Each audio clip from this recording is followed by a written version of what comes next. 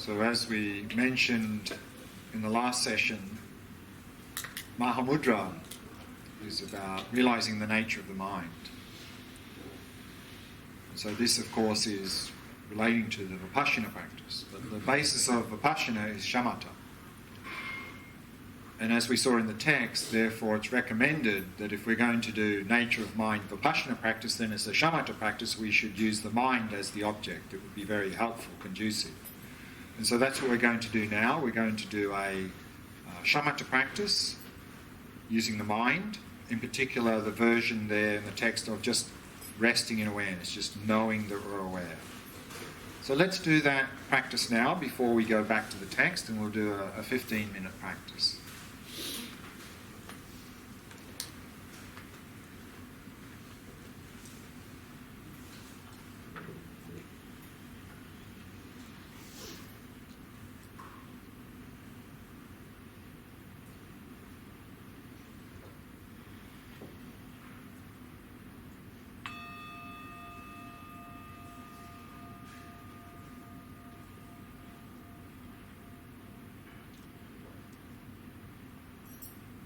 So as always, we begin by preparing the body.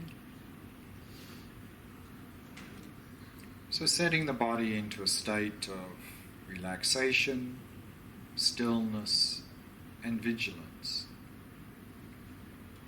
The vigilant posture is to simply keep the back nice and straight.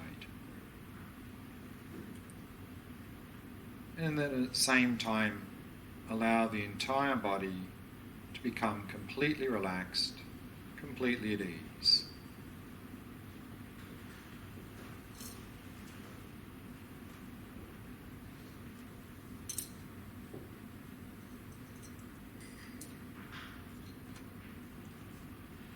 And using the out-breath to relax and release any tightness or tension in any part of the body.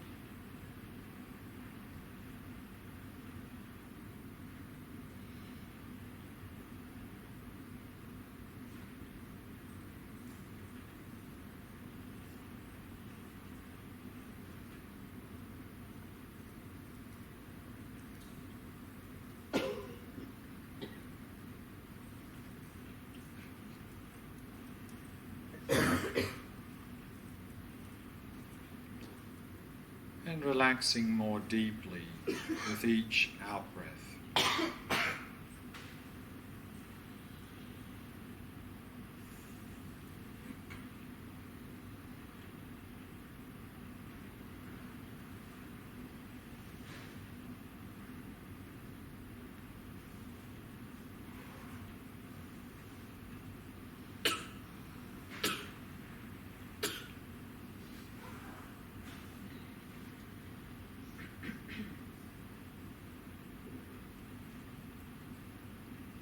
And with each out-breath, letting go of any thoughts that may have arisen, happily releasing them.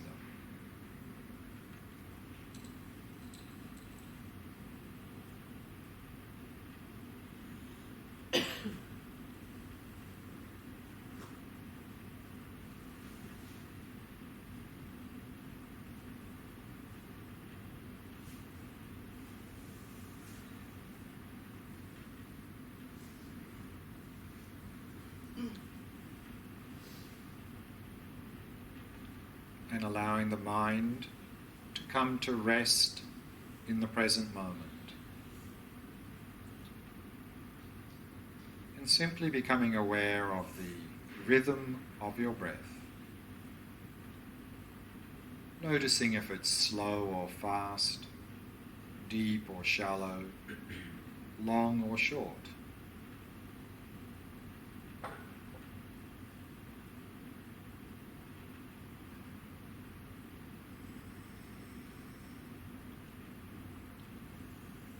Without trying to modify it in any way.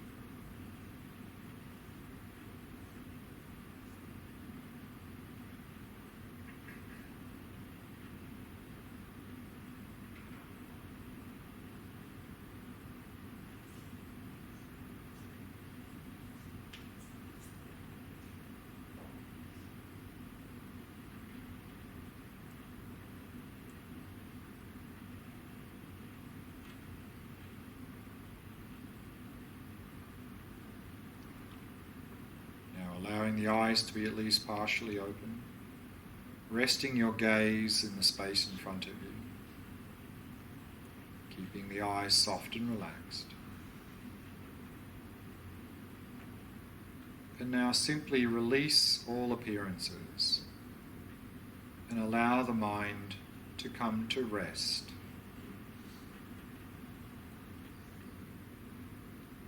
Not doing anything at all. Simply being present, knowing that you're aware.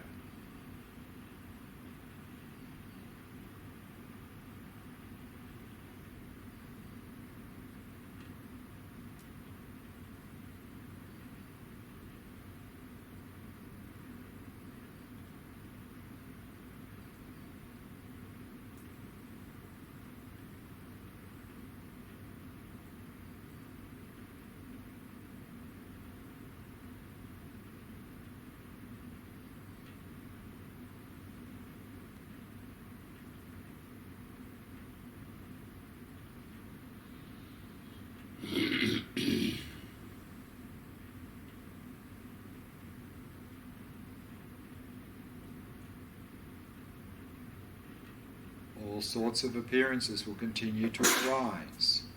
Thoughts, emotions, sounds, sensations, and so on.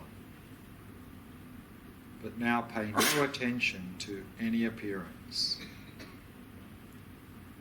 We're not trying to block them. Let them be there. We're just not interested in them. The only thing we're interested in is knowing that we're aware.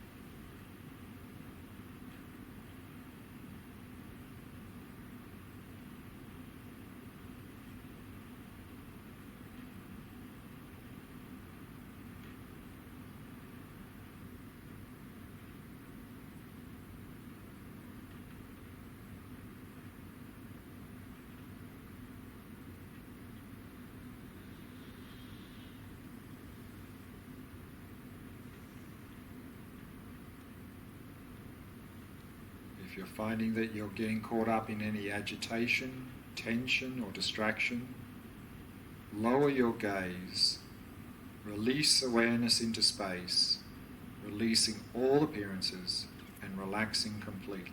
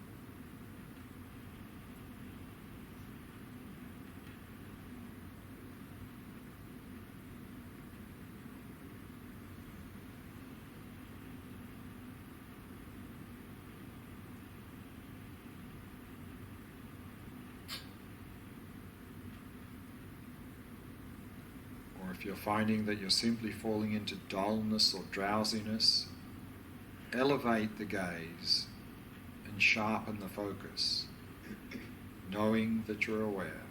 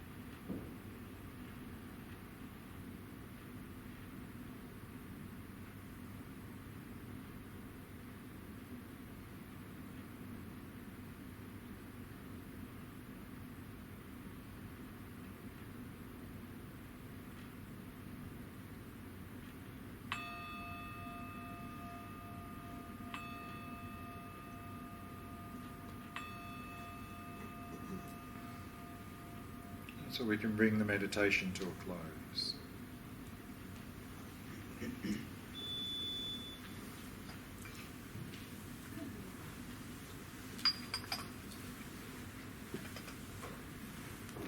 questions about that practice before we go back to the text? Technical question. I found out that my eyes get crossed when I meditate. When I go inwards, they go crossed. Is it okay? Well, of course, we're not trying to deliberately unfocus. So if we're straining the eyes, that's not good. What often happens is if you're just relaxing that visual gaze, and we're really getting into the practice, then often lots of visual things can happen. It's okay, leave it. But if you're finding that your eyes are in any way straining by deliberately crossing them, or you're trying to deliberately hold them open, then we need to just relax. So just as long as the eyes are very super relaxed and we're not straining, then just leave it as it is. It's okay. Okay. So let's go to the text now. So we're starting, so far we've just covered a very brief review of what we did 2 years ago. So we finished on page 6 towards the bottom, the shamatha section 2 years ago. So now we're starting the Vipassana section of the text. So remember, the context is, in terms of Sutra Mahamudra, the Vipassana section of Sutra Mahamudra. So here this Vipassana is not talking about Tantra or Essence Mahamudra. We're really looking at Sutra level of Mahamudra. And we saw there that earlier in Sutra Mahamudra, earlier in the text, back on page 2, it said Sutra Mahamudra refers to ways of meditating on emptiness. So that's what we're going to be looking at here. And remember, Vipassana, the word Sanskrit term is translated into English as usually special insight or simply insight.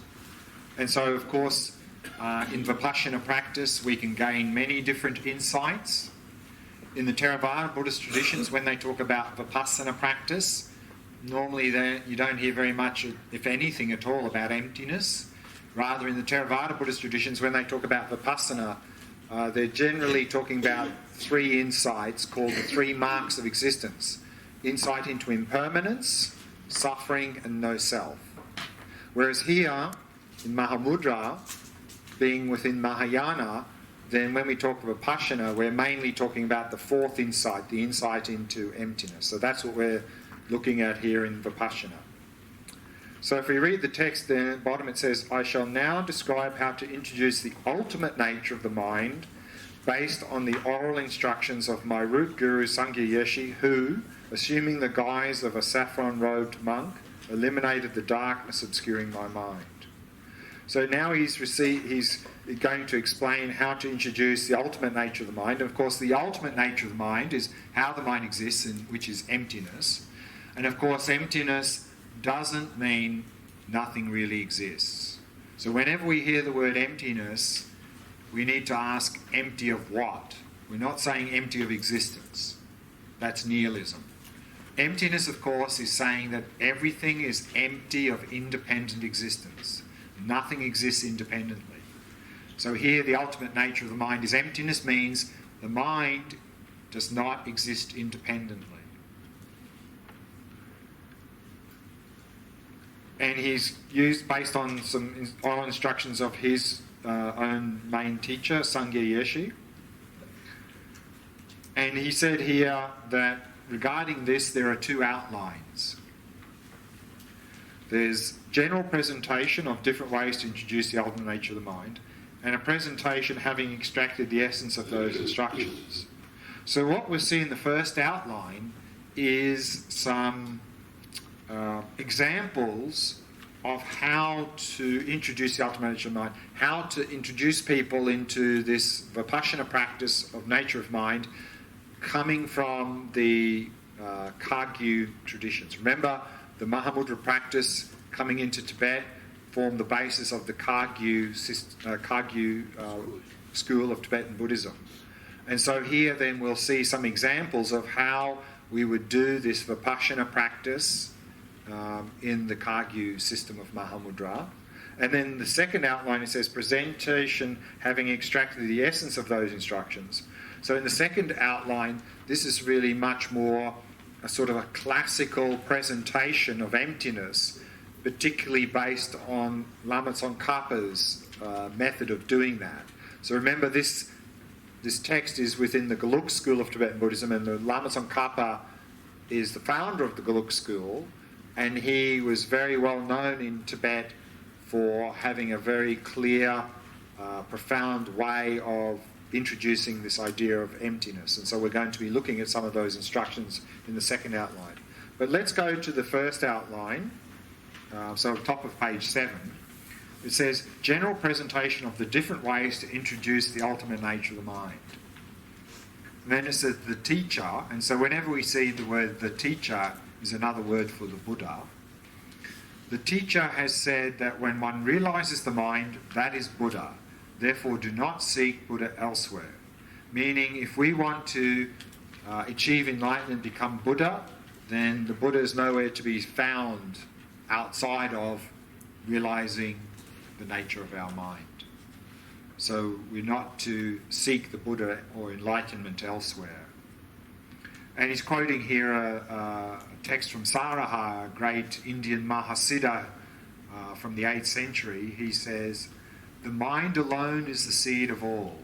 It is that which elaborates samsara and nirvana, and that which bestows every desired result. I prostrate to the mind that is like a wish-fulfilling jewel." So he's saying here that the mind is the seed of all, meaning the basis of all, including the basis of samsara and nirvana. So remember, samsara and nirvana are not places. This is not samsara. And it's not like when we achieve liberation, we end up in some other reality other place called nirvana. Samsara and nirvana is a state of mind. So if our mind is contaminated by mental afflictions, particularly distorted view of reality, we're in samsara. When we eliminate the mind of those contaminations, we're in nirvana. And so the Panchanama is quoting from that, or elaborating on that text, that verse. He says, "In this way, there is the great plight of samsara and the great reward of nirvana through respectively not realizing and realizing the ultimate nature of one's own mind as it is. All the sacred sutras and tantras are in complete agreement on this point." So what he's saying is that we are stuck in samsara because of our mental afflictions. Particularly the underlying mental affliction is ignorance. And here ignorance is our distorted view of reality. And we distort reality in a number of different ways. Here in the Vipassana practice in general, we can talk about 4 main distortions we have. Maybe we can put those up on the board.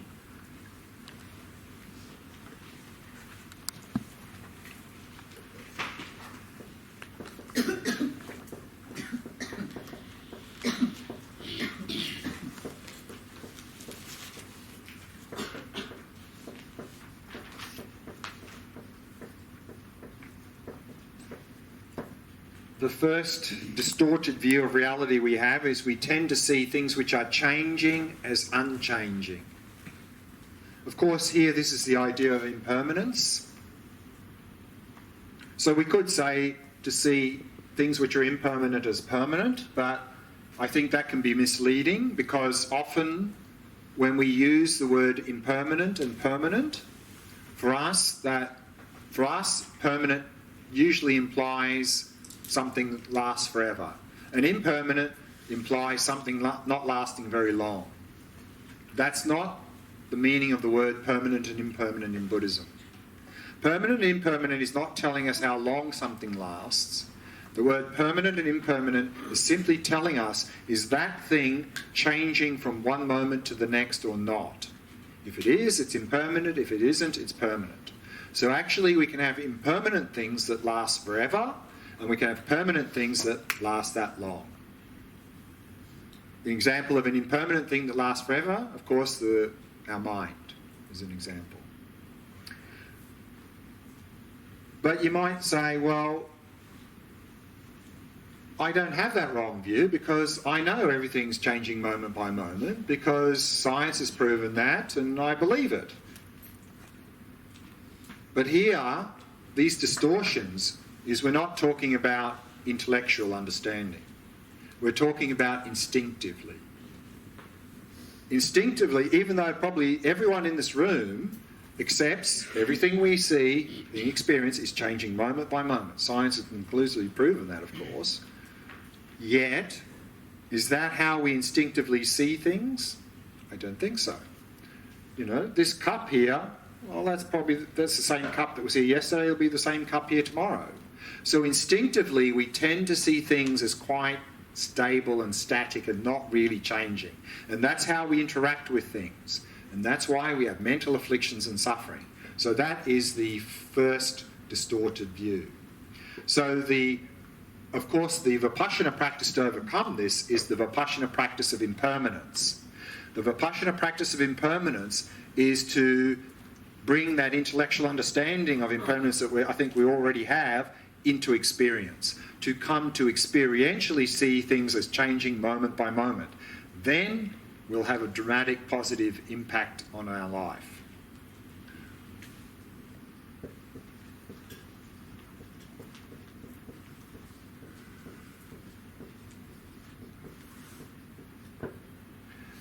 Another distorted view we have is we tend to see pleasure as happiness.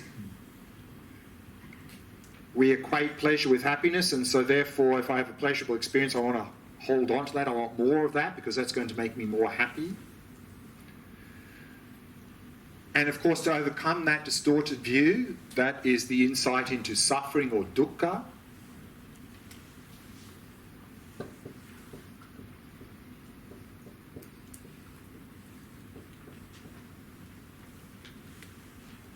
And then there is the third distorted view of seeing where there is no self as self.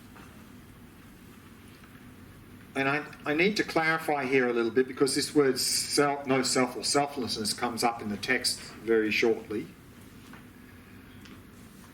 So does a self exist or not? The answer is it depends.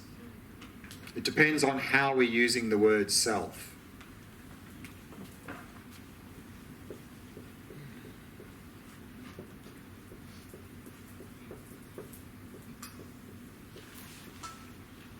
One way we can use the word self is simply as meaning person, me, self versus others. So of course, that exists. We exist. Others exist. But here, when we talk about no self, we're not saying no person. We're talking about an overinflated false sense of me. So the word self can be used